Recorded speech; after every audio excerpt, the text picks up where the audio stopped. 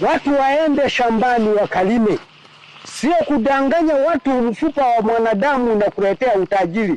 Kama mwenyekiti wa waganga yupo shambani analima, sasa wewe unaenda kwa mganga unaambiwa toa kafara upate hela, jitafakari.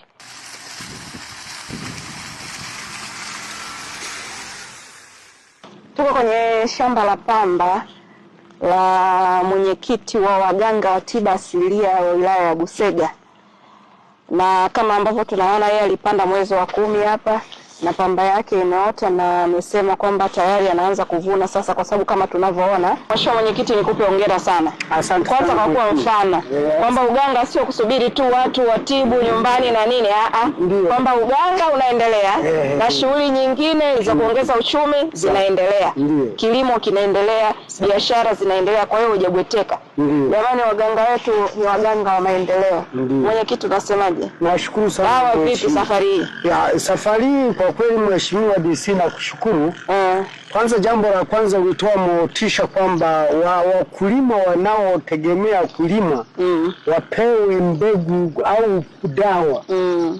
Kwa sababu walikuwa wengine wanachukua ambao sio wakulima, ambao sio wakulima na mashamba.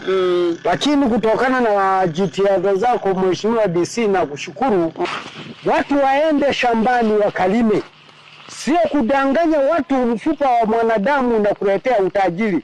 Ni nani anayesababisha upate utajiri kwa mfupa wa mwanadamu? Umchunguze mtu anayekueleza kwamba fanya hivi uwe mtu upate mali. Nenda shambani upate mali. Kama mganga analima, wewe unaenda kwa mganga kutafuta uwe mtu ufanye nini ili upate hela, utaipata wapi? Mganga mwenyewe yuko shambani. Na sasa hivi mganga huyu hapatikani mpaka atoke shambani ndio utamkuta nyumbani. Sasa wewe endelea na mila potofu. Na kweli tunawadhibiti moja kwa moja. Kwa sababu Ramli chongarishi katika wilaya ya Busega kwamba mtu anapoweka mbolea shambani inapotakiwa, shamba likiwa na rutuba, ina maana pamba inakuwa vizuri.